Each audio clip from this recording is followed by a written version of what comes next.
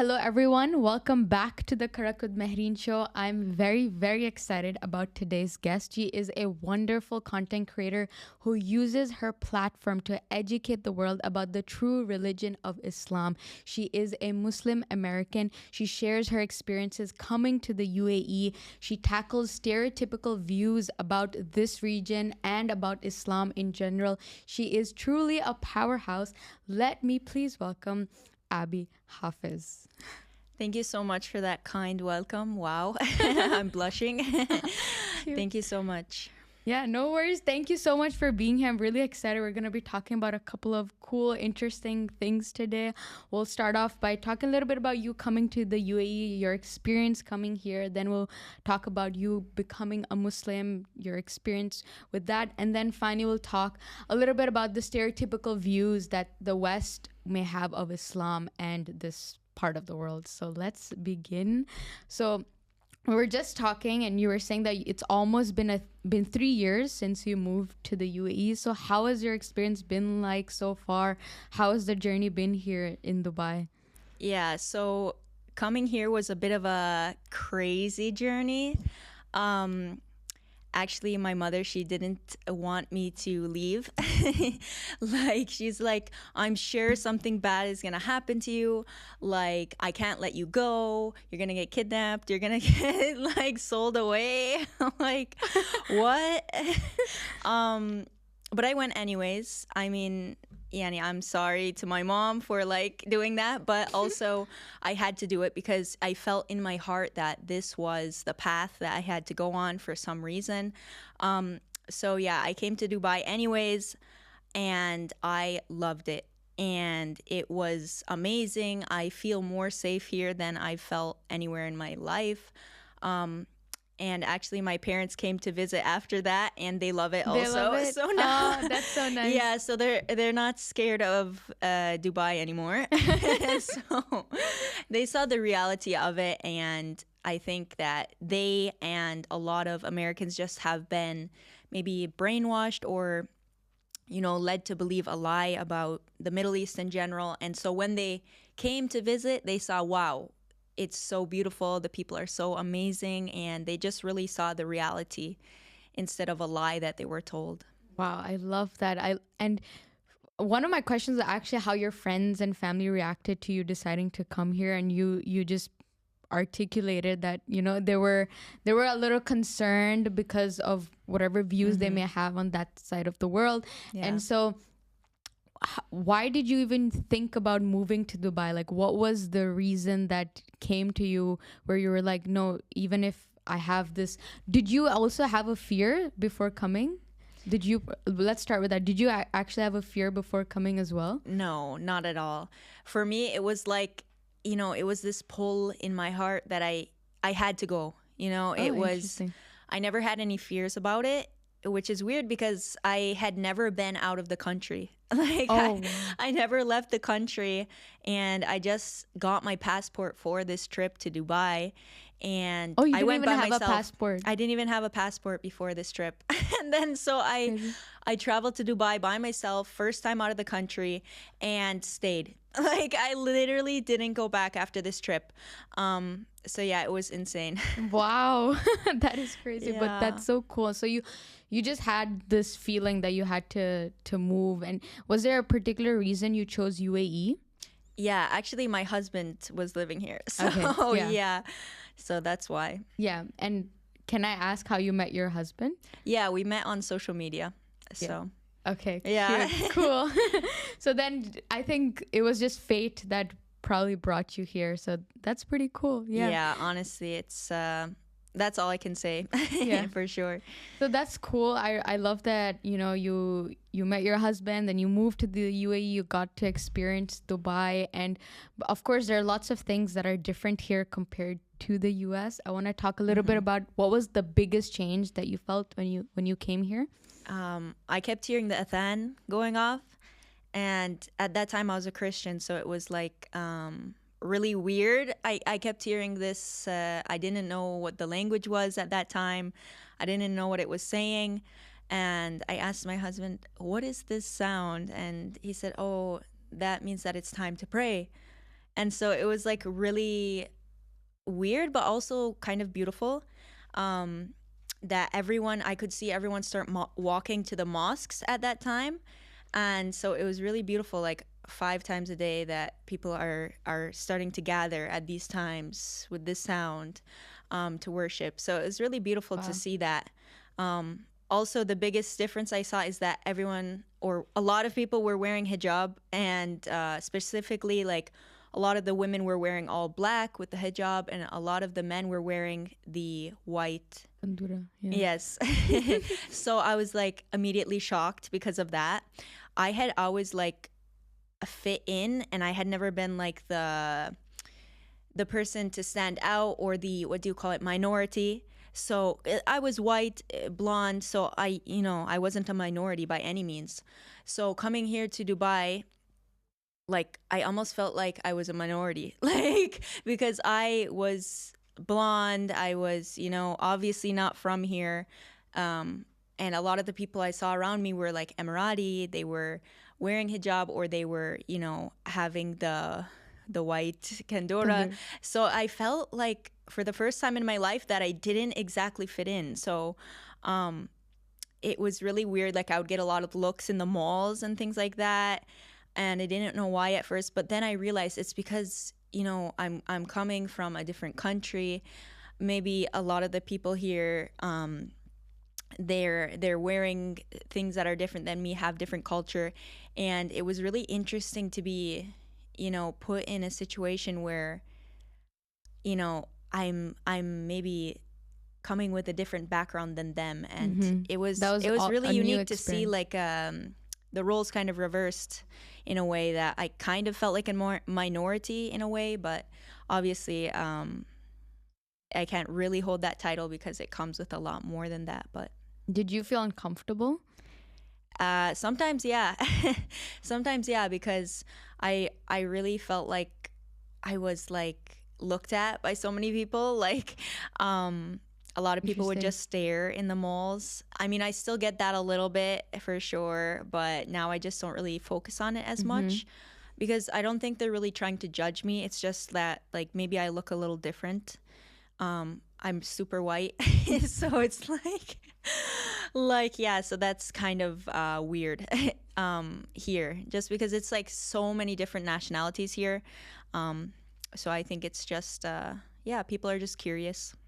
I think I was thinking about what you said, and when you were saying that because it was a majority of them are Emiratis, I was just thinking that when I go on the streets, I usually feel like it's quite diverse. It's quite mixed because I mean, I do see Emiratis, but I do see a lot of other types of people as well. Sure. However, I think the majority is probably Indians, South Asians, Pakistanis. So maybe in that regard, it makes sense that you would feel kind of different, unique. Yeah. So yeah, that was an interesting perspective, because whenever I interview someone and I ask them about their experience coming to the UAE, well, you're also my first American, so I think that's why your answer is very unique to my usual, I guess, answers that I get.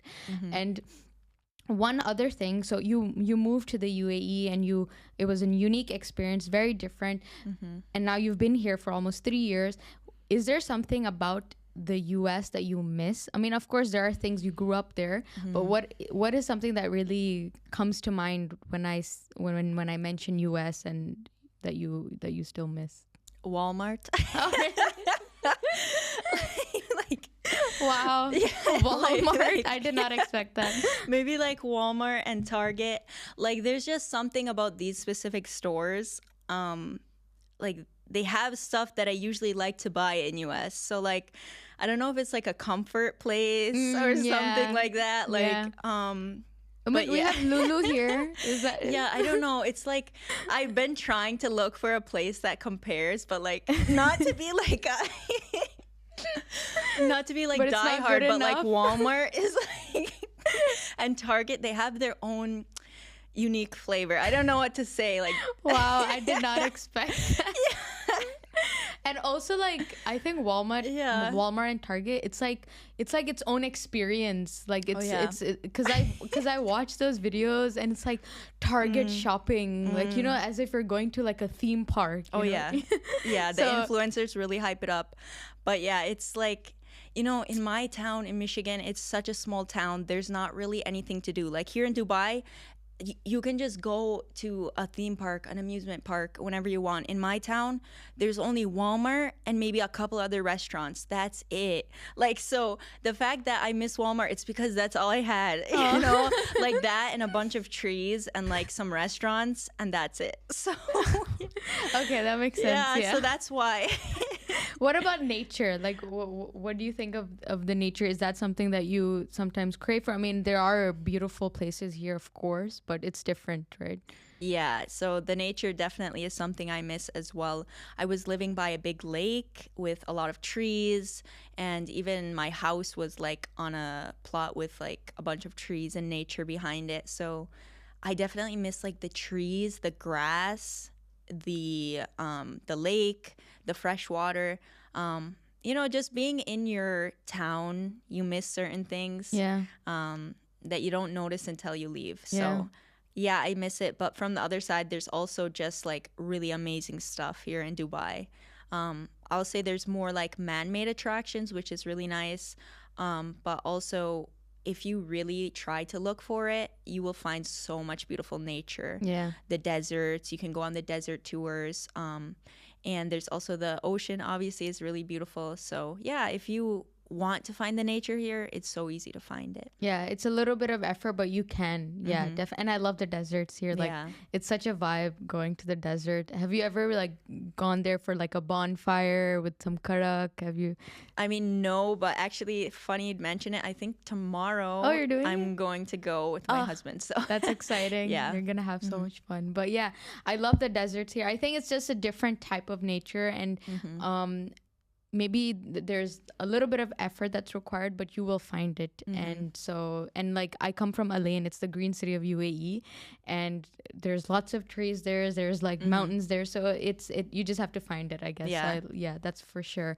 And one thing I was thinking about was how you thought of Dubai and UAE before you came here. So what was like your perception before you came, and then was it true? Was it not? Do you think that it met your, like, the reality met your expectation? So the only thing I really knew about Dubai was that it was like really rich city, like a lot of influencers going here.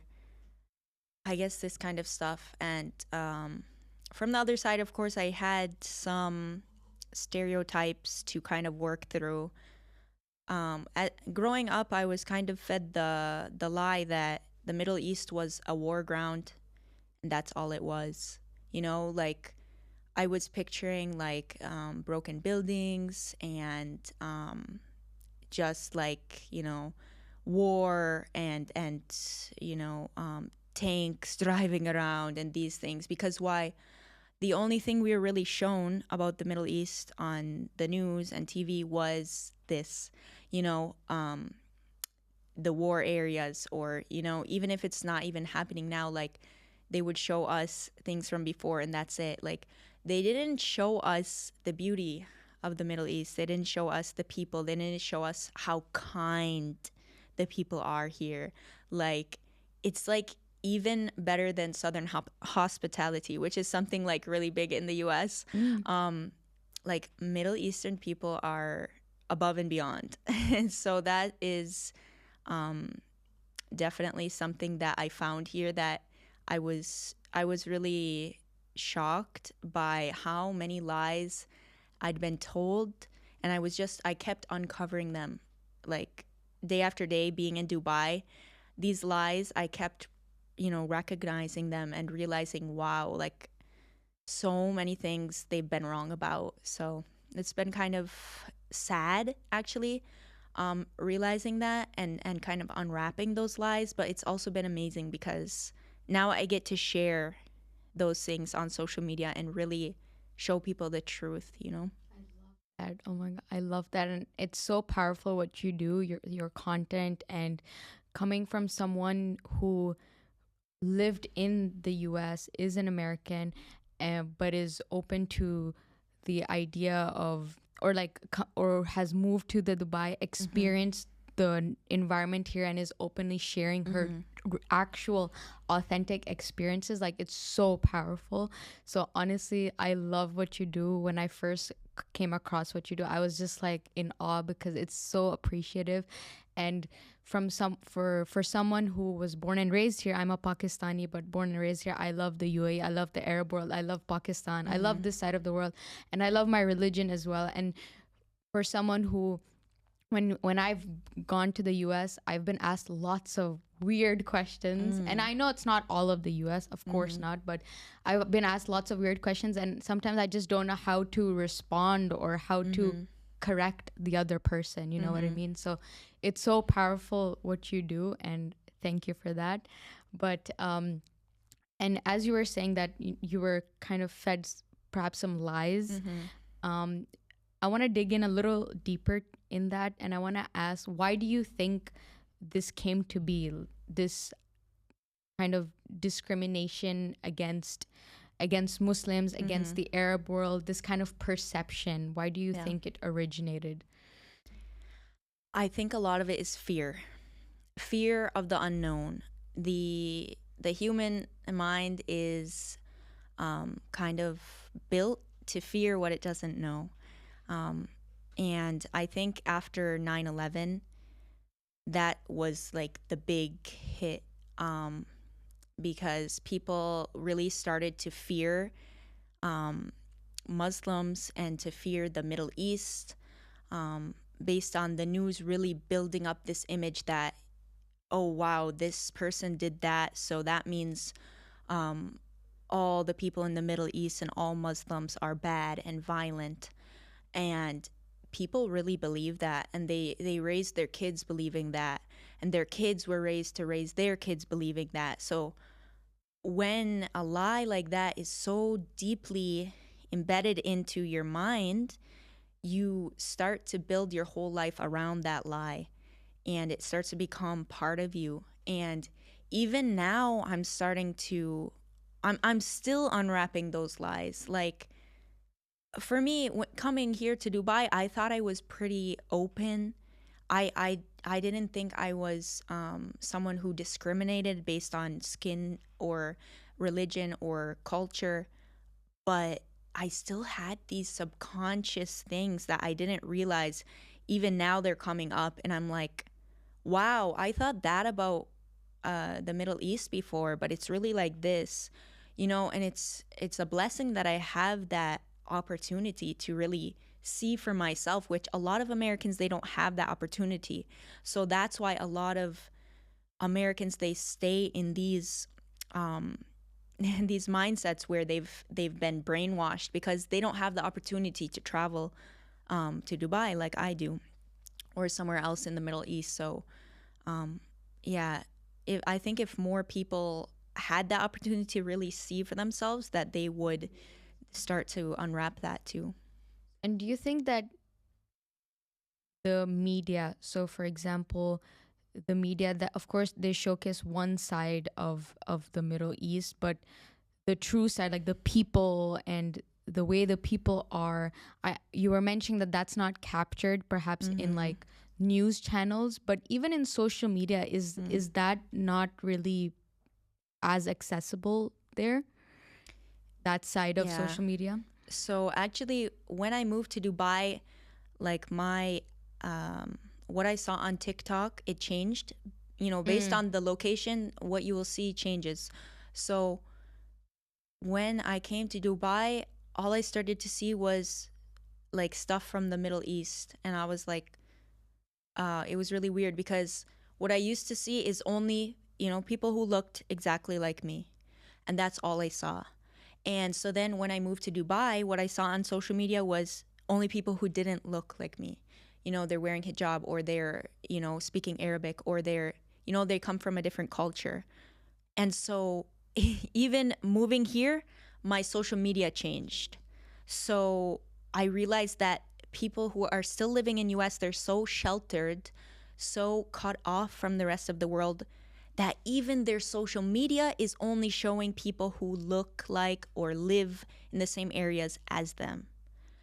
And really, the only way to jump out of that mindset is to go and see how the rest of the world lives. You know, go anywhere else than US, and you will see that, you know, not everyone looks like you, not everyone has the same religion as you, not everyone believes the same things as you, and that's okay. And they're still good people. Like, they just live in a different place than you. It's a conscious effort, I believe, that's required to eliminate those biases and those stereotypical views. And you just expressed it so well that even your social media changed. And I mean, social media is what we look at every single day of our lives. On average 5 to 6 hours per day we are on our phones, we're using social media, and that really influences our perception and the way we think and the ideas that we have, and because of that consumption. So such a shift in social media also plays a role in our ideas. So yeah, I think that's one way, as you put, is traveling, is being more open-minded to take your step outside of the US, or even put conscious effort in what you're researching on, like the type of content that you consume perhaps. So yeah, that's definitely a way to do it. And so moving on from here, we'll go from like kind of chronological order. You moved to the UAE, you had kind of perhaps these perceptions, and you moved to the UAE, you saw how people are here. And eventually you became a Muslim. And I know you've talked about this a lot in other podcasts as well, but I want to dig in that as well. And so just to start off, why did you choose to become a Muslim? You've talked about this a lot in your content as well, but if you could explain your journey a little bit. Yeah. So I never expected to become Muslim or to be talking about it on social media. So, yeah, I was a Christian for 25 years and raised Christian, and that's all I knew. And actually, I never really knew much about Islam. I knew that it was a religion. That's it. That's it. And I knew that they wear hijab. That's it. I don't know why. I don't know what it's about. And so I married my husband. He's born Muslim. And that's the first time I started to know kind of a little bit about Islam. But he never like taught me, and he never like told me read the Quran. He never told me to wear hijab, or, you know, people are like, if you marry a Muslim man, he's going to make you wear the burqa. Like, no one can make anybody do anything in Islam, okay? It's, you know, it's for Allah, that's it. But yeah, so I laugh about that sometimes. But yeah, I was married to him for 2 years, and that's when I finally decided for myself to start reading the Quran. But the reason wasn't because of my husband. It was because I saw the Palestinian people suffering. Everyone's been seeing it now, and it's just really a hard image to get out of your heart and your mind. I was really having a hard time with this because you know, it was breaking my heart to see, you know, mothers, you know, holding their children, and you know, they're thanking Allah at that time, and they're saying these things, they're thanking Allah, they're saying, yeah, this is what is meant to be, they're a martyr, and these things. And I'm thinking like I can't even imagine. Like, I don't think that my faith is strong enough to thank God at this time. Like, I remember specifically a point in my life where I went through a really hard time. And at that time, I blamed God. I didn't thank God. Why would I thank God because all of these bad things are happening to me? No, I blamed God. I threw God away. And that is how I dealt with it at that time. But these Palestinian people were using their faith to be strong in such a a hard time, you know? They were holding on to their faith as if it was the only thing that they needed, and they didn't need anything else around them. And I said, that is so beautiful. And I really want to, I want to know what it is that, you know, what is it that is giving them this? So then I said, let me see what Islam is about, just to see, you know, because I'm curious. I really am curious. So I opened the Quran, and the first words that I read, I was just like, wow, like this is God speaking to me. And it was a really, really weird feeling. And I almost felt like shame, because I was a Christian at the time. And I'm like, I can't be feeling God speaking to me in another religion's book. Like, this is like not okay. But I just kept reading, because it was like this pull from my heart deeply inside. Read. And so I just kept reading, and after a while I couldn't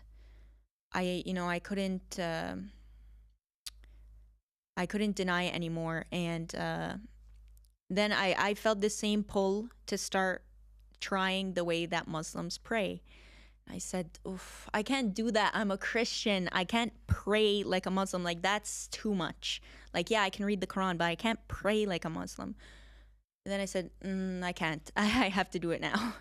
I can't like deny anymore. So I said, okay, let me just do it as an experiment. So I did the wudu from a YouTube tutorial, and I followed a video on how to pray. And yeah, after that prayer, I literally like broke down crying. I wasn't expecting anything from it. I broke down crying. I was like sobbing on the floor. I was letting go of 25 years of heartbreak, 25 years of every single bad thing that happened to me, or any bad thing that I'd done in my life was gone. Like, this weight of 25 years was lifted off my shoulders at that time. And I felt God at that time like I never had. Such a clear connection. And I said, please make me Muslim. Like, at that time, like, so I'm pretty sure by asking that I was already Muslim, but you know, then I texted my husband. I said, please take me to the mosque. I want to take my Shahada. And yeah, that was like the final moment that I said, like, my heart and my mind, everything was just screaming to me, like, you're meant to be Muslim. Oh, it's so powerful hearing your story. And did your husband know when you chose to read the Quran and then you chose to pray? Because you said you were watching YouTube videos. So were you hiding it at first, or? I wouldn't say like hiding it, but it was a very private thing for me. Yeah. Like, it's funny to say because, yeah, I was posting it on social media, so it's not that private. But, like, it's funny. I was posting it for everyone to see, but I wasn't, like, sharing it with my immediate family. Interesting. Okay. Because it felt so private and it felt so special. Like, it was this special thing to me that I was just growing in secret, and I didn't really want, like, anyone around me to affect it. And I was, like, a bit nervous to share it with, like, my close family, because I was like, I'm going through this struggle of, like, you know, two worlds, trying to figure out where I fit in. And yeah, I was sharing on social media, but I was also having this, you know, the secret within my family of the struggle and, like, what I was learning. And, you know, it took a while to open up to my family about it, because it was just something that I was kind of like guarding, because it was something so special, and it felt like a gift, honestly. Wow. And how did your family then react? So my husband, when I told him I want to take the Shahada, he said, like, are you sure? Like, he thought it was a bit abrupt, right? Okay. He knew I had been reading the Quran, but he didn't know much more than that. Yeah. And so I was suddenly like, I want to be Muslim today. And then he said, why don't we just like take it easy, make sure you really want to do that. And he said, even if you want to stay a Christian your entire life, I'm okay with that. You know, he said, just make sure you're making the decision for you, For yourself, yeah. and that you really want that. And so, yeah, he was supportive, but he was also making sure not to push in any way, or, you know, to make it be my decision only. And then I didn't tell my parents about it until after I had become Muslim. Yeah. So I called my mom and I said, yeah, hi, Mom, I'm Muslim. So, like, Oh my God, what a conversation. What a call. so yeah, that was the call of the year. And then she's like, okay. And then I'm like, yeah, I took my shahada. And she's like, what is that? What is Like, she's like, what does that mean? Can you explain it to me? I was like, yeah, sure. So I told her, you know, it's about saying that God is one and that we believe in Prophet Muhammad, peace be upon him. And she said, oh, okay, that makes sense. That's cool, Ab. She calls me Ab. Oh. So I was like, yeah.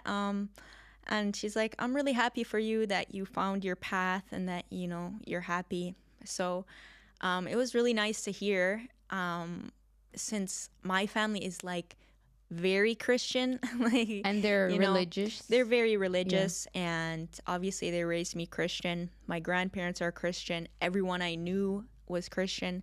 So it's something really different for me to become Muslim. Yeah. Like, I'm kind of like the black sheep in this matter, like the one outside the flock. But I think that they were more okay with it because they knew that my husband was Muslim, and they knew how kind he was and how much he loved me, how much he respected everyone. So I think that they saw Islam through him before I told Makes them sense. about Yeah. becoming Muslim. So they saw already that it was a beautiful thing. So yeah. Were you surprised by the reaction?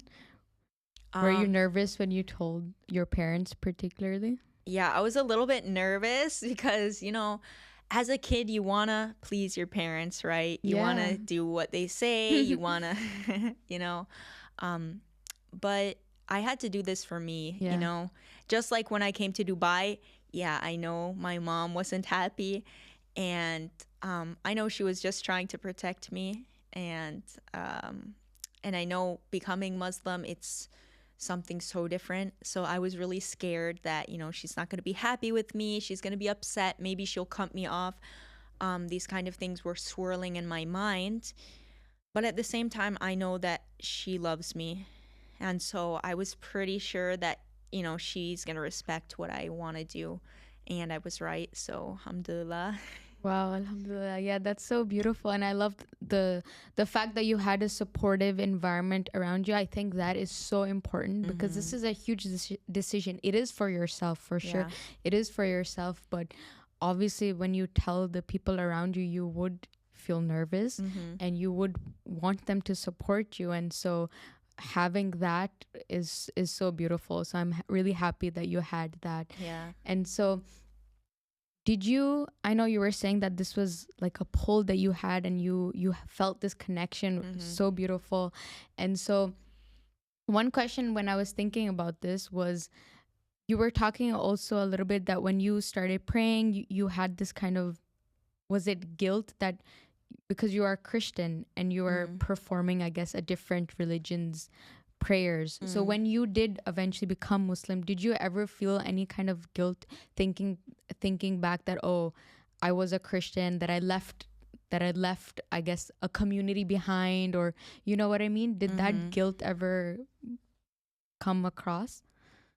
There are times when I kind of miss parts of it. Just because when you're raised in it for 25 years, it's kind of like it becomes your identity, especially when it's from the young years.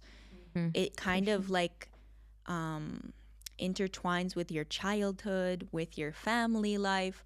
Every part of your life is somehow connected to your religion. Yes. And so I'm like, every single memory I have, it's also connected to my old religion. So it's like, it's been a bit like bittersweet, honestly, because like letting go of some of those things, and finding new ways to, you know, believe, new ways to behave, new ways, everything is new.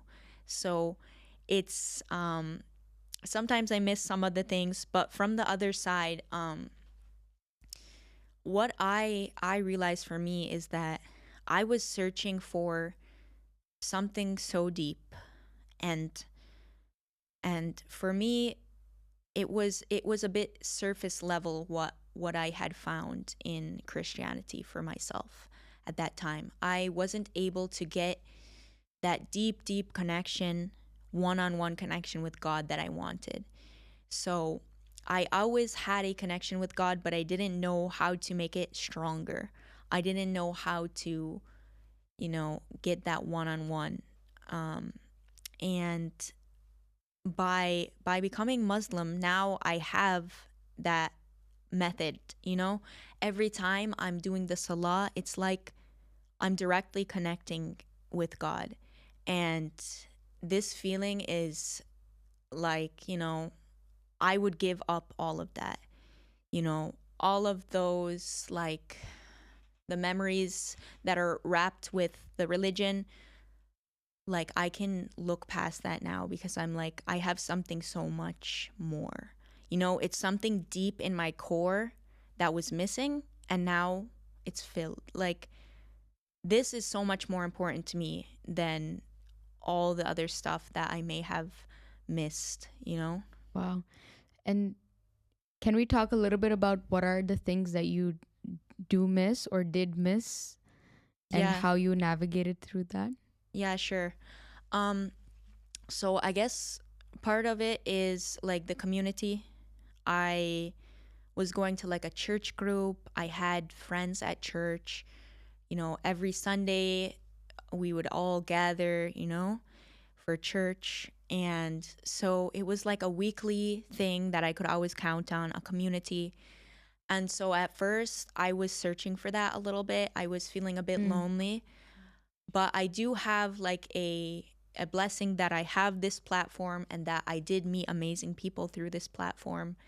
I actually met a couple Muslim women who, started to introduce me to people, invite me to groups, invite me to different talks. Like, I went to a Mufti Menk talk recently. It was amazing. Oh. So like I feel included now. I feel like a part of Islam. I feel like I'm apart from the ummah now. I finally found my place. I think for me it was kind of like a loss of identity that I was really struggling with at Makes first sense. because I'm like, I don't know, it was just a lot to like take in and try to like change overnight. And the moment when I felt that I fit in, it's when I realized that I will never truly be just like everyone else, and that's okay. I can be me and still be a part of the ummah. I can be me and be Muslim at the same time. And that is when I truly felt like I was home, you know? Because I felt free to be me while still respecting my new beliefs. I love that. And I think that it's a hard realization, but it's such an important realization to have, that it's okay to, be yourself while pursuing this new belief or or embracing this new faith. And you can be both. And I think I know it's different for me. I was born into Islam. I was raised a Muslim. But for example, my family, our cultures are a little different. We don't wear the hijab in my family, so I never grew up wearing the hijab either. And so but a lot of my friends would wear it. So sometimes I would also feel like, oh, maybe I'm not Muslim enough because I don't wear the hijab. And so I always had these questions, and I would talk to my mom about it, and she would always tell me that, their religion is between you and Allah. Like, it's you and God, and it's like your connection with you and God. It's like, it's completely private. So it's the way you perform your connection, your faith. And if you feel like you have that connection, you are performing it the right way, then it's okay. Like it's you don't have to do it just because someone else is doing it.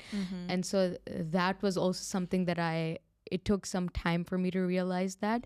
So it's so beautiful to hear you saying that, you know, you also, I mean, I guess you realized it much quicker than I did, but you did. And like it's such a powerful, I guess, epiphany to have, and it helps in practicing each of our individual faiths.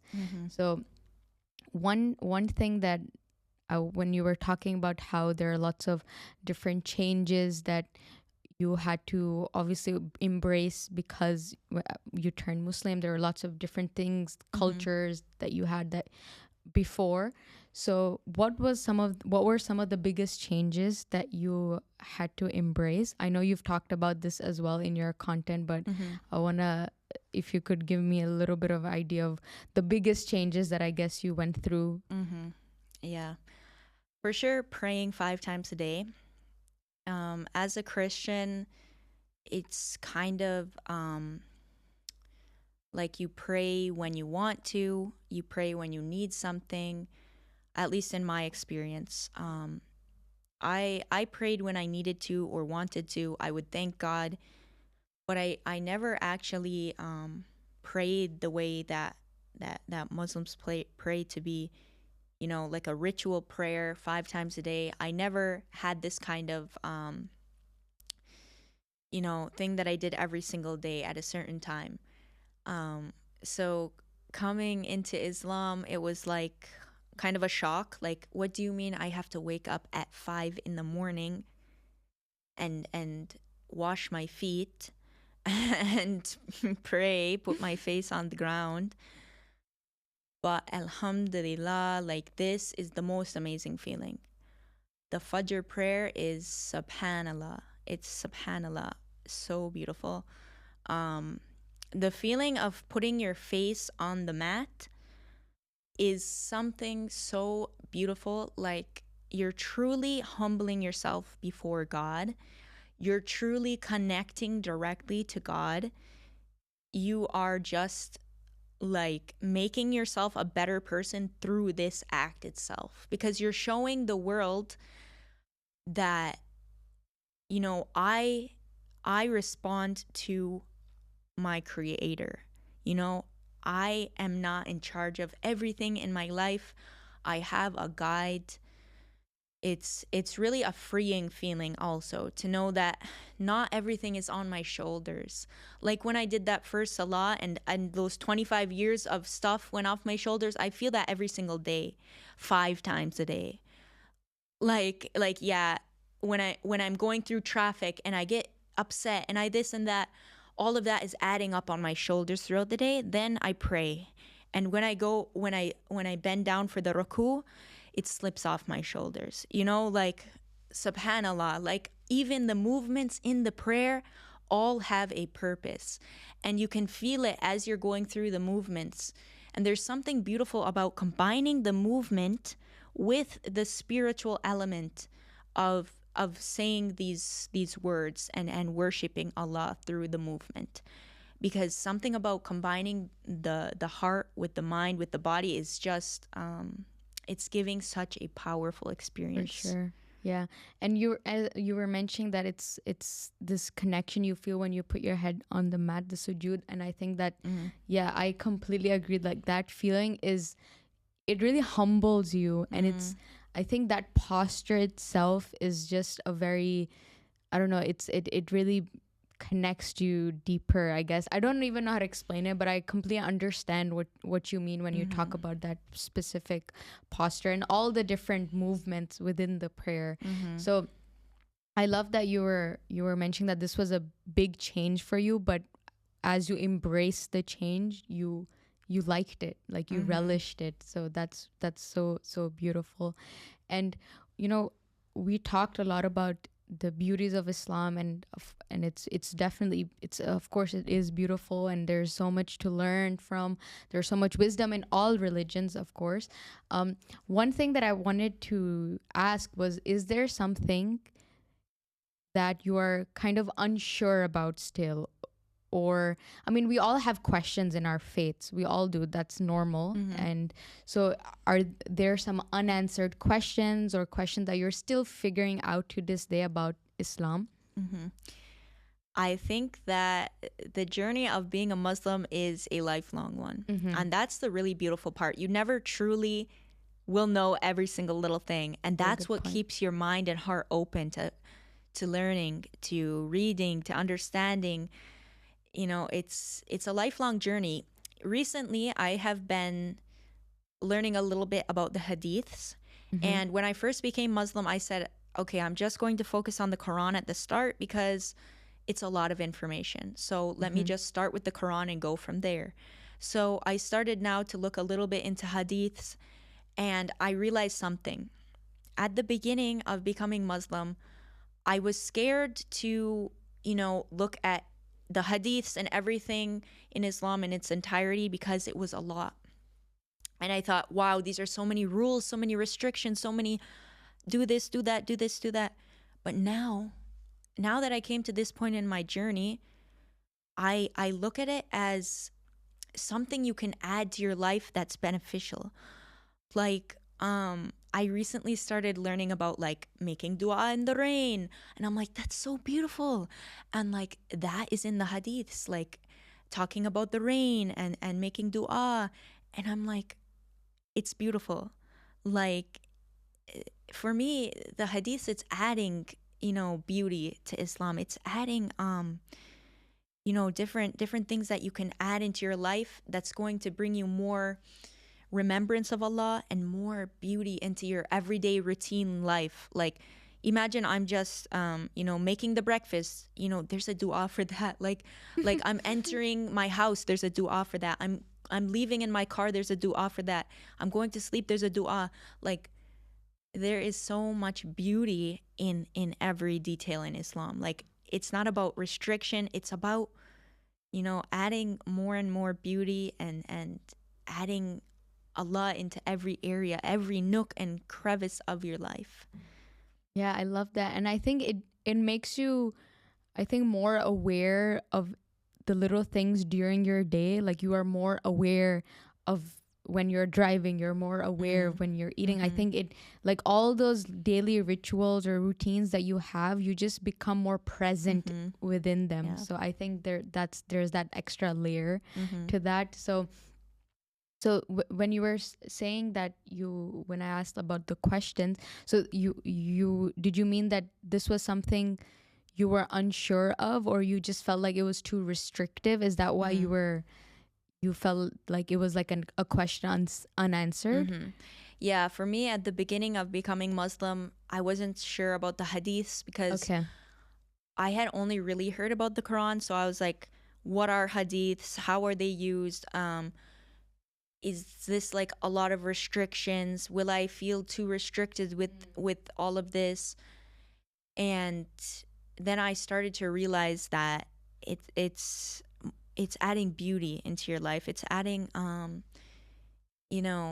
like you said, you realize every single thing that you're doing. You have more presence and awareness of the little things in your life, and you can appreciate everything more. So yeah, I think at the beginning it was kind of a question mark about the hadiths, like what do I do with them? Like, it was like a bit overwhelming, but now I think, it makes sense. Yeah. Yeah. Yeah. I think it's you said it so perfectly. It's a lifelong project. I think you cannot I do believe that this is in every religion. I guess that no matter what religion you are in, it's like a lifelong journey for you to understand or grasp that religion fully. And I think that in Islam it's exactly that. And so you'll gradually learn as the days go along. So I love that you are kind of unraveling that and deconstructing it. And so one thing that I wanted to ask was, so for me personally, there's lots of questions that are unanswered growing up, or not unanswered, just things that I'm still figuring out. Like for example, the thing about where people talk about this a lot, like having 4 wives, for example. Like this is something that the West, I believe, would have this perception of Islam. Is that something that you were also, I don't know, confused about, or was like, why does this exist? How did you navigate that?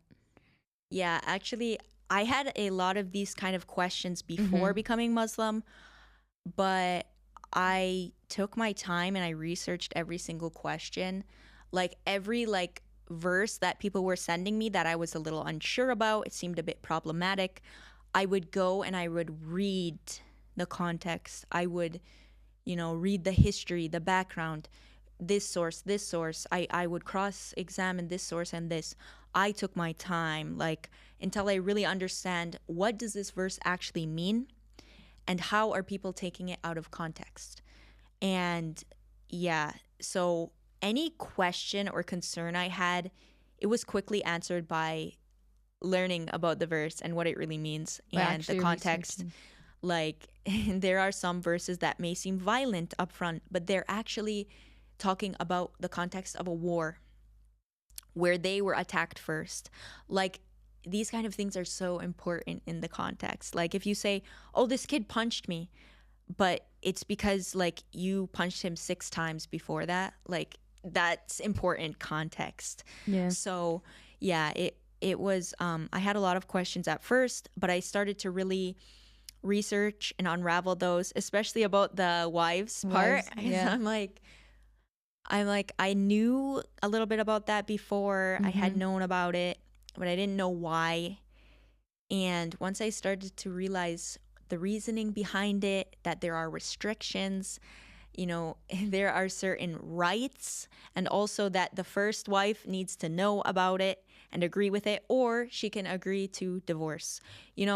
If the guy he really wants and the girl doesn't, halas, they can divorce, So I'm thinking to myself, like, that sounds pretty fair to me. Like, okay, that sounds fair. And that all the wives, they have to have the equal amount of finances. They all have to have their rights. Same time for each wife, like same emotions. And even in the Quran, it mentions that if you can't treat them all exactly equally, then you can't do this. Like there are so many restrictions and regulations. It's not just yalla, have 4 wives just because you want to. No, there are first restrictions, there are rights, there are regulations. It's not anything like that. It's actually much more regulated than like a lot of the relationships in the United States. Like, you don't even know your man has 6 wives without him telling you about it. Like, there's so much of that in the US. So wives, or like, yeah, cheating? Well, not wives, but yeah. like 6 girlfriends on the side. And like, this kind of idea is common in the United States. It's not everyone. There are good guys, I'm sure. Of course, yeah. But yeah, it's this 4 wives, it's not just for fun, and it's not a small thing, and there are a lot of regulations that go into it. Yeah, and I think you put it right. There's a lot more details to it. There's a lot more context to it that I think just people just take it out of context. They just take that statement that you can have 4 wives, but it's really not that. And if you follow it out of context, then you are technically not following what the religion is actually saying. And it's important to recognize when this verse was released, or when this was at a time when women were, they were either divorced, or like they were in really terrible conditions, as in they would go from one man to the man would take one wife, or one woman to the other. It was really bad conditions that they were in. So this was kind of a protection of that time. But then when you read it, you understand that it's kind of allowed, but also not allowed, because when it says that you have to treat everyone equally, it's kind of impossible to do that, which is in a way not allowing it as well. So yeah, I love that you kind of explained that it's out of context. And so one thing that we have a few minutes left, sadly, but one thing that I want to talk a little bit more about, moving from this topic, is the stereotypes, and we touched upon it already a little bit, that the West may have of the Arab world and Muslims and the religion, and you talked about why that could have occurred. Mm-hmm. What was one of the like biggest misconception that you had to tackle, perhaps through your content, through by talking to your friends or family? What was one thing that was like the biggest misconception, I guess? Yeah. So I will say the biggest one is about the hijab. First of all, that it's forced. And that, if you move to the Middle East, you have to wear a burqa. Like, this is what you hear from a lot of people who are ignorant and they don't know about the Middle East, and especially about Islam. Because in Islam, it says that there shall be no compulsion in religion, right? So anyone who is forcing any part of the religion on another, they're going against this verse in the Quran. We can always advise each other kindly in a correct way, but to force and to say you have to wear this, or you're going to Jahannam, you're going to hell, or these kind of things. No, first of all, only Allah knows if you're where you're going to go, and Allah is the final judge and the only judge. So no, even though I'm not wearing hijab now, I really place a great importance in the hijab, and I place a lot of beauty in the hijab, but not the beauty the way that society looks at it. A beauty redefined, a beauty that's not focused on the shape of your body or how many kilos you weigh.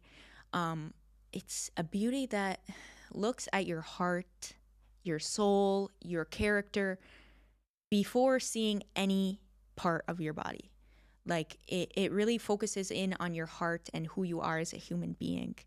And I saw that quickly with Islam. I saw how covering up was never about, control. It was always about protection. It was always about being able to show people that you are not your body, you are your mind and your heart. And I really love that part about Islam. I'm on my own modesty journey right now. I think that modesty, it starts within, then, you move without. So it's a journey. But as I'm walking along in this modesty journey, I love it. Like, I love every single part of it, understanding what modesty means, why, and all the small details about it is just beautiful. Like, it's taking your power back. Like, taking your power back from a society that tries to sell your body, tries to use your body, women's bodies, to sell products. A woman standing in front of a car, a woman standing in front of a perfume bottle, comparing her with a perfume bottle. Like, there is so much of like selling women's bodies, and this is such an issue in society, and Islam takes that away. Like, no, you can't have my body. I am not going to give you that option. Like, it's really beautiful how it makes people focus on what's important, what's inside, instead of what you look like. Yeah, I love that. And I remember watching one of your videos where you talked about how everyone has their own journey of modesty. Like, they're all on their own individual paths, and everyone defines modesty in their own unique way. They practice modesty in their own unique way, but the ultimate goal of modesty is literally what you put, is taking back the control of your body, of your soul, and just, I think, of you as a person, just having that within you. And you can be modest in what you wear, you can be modest in the way you speak. Like, there's so many little things about modesty. It's not just clothing. So I love the deeper meaning that you just articulated. And before we end, two questions before we end. I want to ask a little bit about how I believe that in the US or in the West, at least from my perspective, you can correct me if I'm wrong, the concept of religion is sort of lost. And I feel like because the practice of religion or faith is not as common. Is that what you have also seen? Would you agree to that? What do you think? Yeah, without bashing any religion, Yes. including my own old religion Yes. of Christianity, I think that there are a lot of lost people, and that doesn't mean they're bad. That means maybe they're searching for something within themselves, which honestly, they won't find it in the things of this world, honestly, because I had been there, and I was a fitness model and I was in that area. And, I had the fame, I had the social media presence, I had the validation from likes and comments from random strangers. And it wasn't enough. And I didn't realize how I was under a dark cloud until I left that area. So I left that behind like a couple years ago, even before becoming Muslim. But now that I'm Muslim, I really have this like deeper view of everything. So I'm looking back now. I can see that I was lost, but at that time I didn't see it. And I was under such a dark cloud of depression, of, I just didn't know where I was or where I was going. I thought I was empowering myself, but really I was giving away bits and pieces of myself to everyone who saw me. And I think girls, they just don't realize. Young girls, they're posting photos of themselves, and they don't realize that by doing that, you think you're empowering yourself, but you're really letting other people define your worth. Like, is she beautiful enough? Is she ugly? Is she fat? Is she skinny? Is she thick? Is she this or is she that? Like, the reason I stopped being in that space is because I didn't want to keep giving away my worth to other people. I wanted to define it within myself. So when I became Muslim, I very quickly realized that the reason why I was under that dark cloud is because I was letting everyone else define my worth by the amount of likes, the amount of comments. Oh no, they didn't give me enough likes, so I should do this instead. I should do that instead. No, your worth is something that doesn't change. And that's what I found in Islam. I can see how much you resonate with what you're saying, because it's so impactful, the experiences that you've had and how you had to learn through them, and then how you had to understand your own self-worth, which is a process that all women, all men also go through. So thank you for sharing your experiences so in such a raw and authentic manner. It really means a lot. Thank you for being here and for sharing everything. It's so powerful what you have achieved and what you are continuing to do through your platform.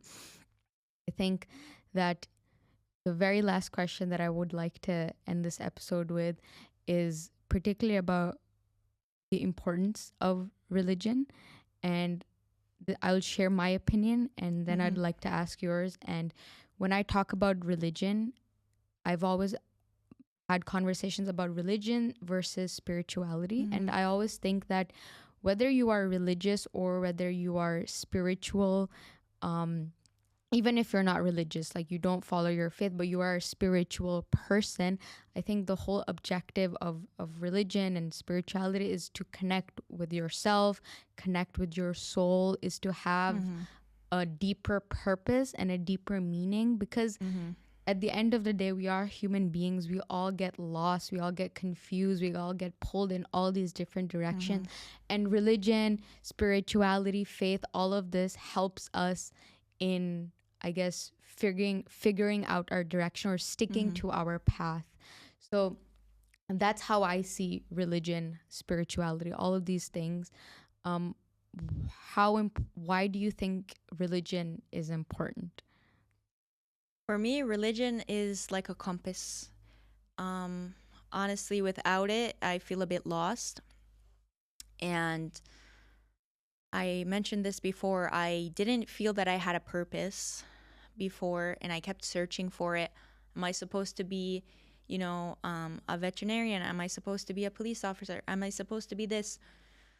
And once I became Muslim, I realized that my purpose was already here. You know, every single day, 5 times a day, my creator wants to meet with me. Like, this gives me purpose in every single day. Like, even if I'm having a bad day and I feel down about myself, 5 times a day, God wants to speak to me. And like, subhanallah, that gives you purpose no matter what you're doing in your life. And I think that's what religion does for me. It doesn't restrict me. It brings so much beauty to my life, and it helps me to appreciate every little thing. I love that. Thank you very much. Thank you for your time. Thank you for being here. I really, really enjoyed this conversation. In the end of the episode, I give a little gift to my guests. So I have to thank you for being here. Thank you so much. That's really sweet. So you could open it if you like. It's a little like tea box. So there's different tea options, and I hope you like tea. You said you like Karak, yeah. So I imagine you like tea. Thank you so much. Thank you. Wow, very nice. Thank you so much. Oh. Wow, amazing. Wow, very amazing. Thank you so much. I hope you enjoy it. Thank you. Thank you very much. So in the end, we like do a little, and then thank you. Thank you so much. Yeah, we're done. Hello, everyone. I'm so excited to introduce my partnership with Feel Good Tea. They're this amazing company that sells these beautiful tea boxes with a variety of tea flavors, which I'll showcase to you by opening this beautiful box. So as you can see, there's all these variety of flavors that are delicious, and Feel Good Tea, they truly value the love for tea that we Karak with Mehreen value as well. They love having conversations over tea. So because of this, I'm so excited for this partnership, and you can get this beautiful box too for yourself or for your family or friends using this discount code on the screen.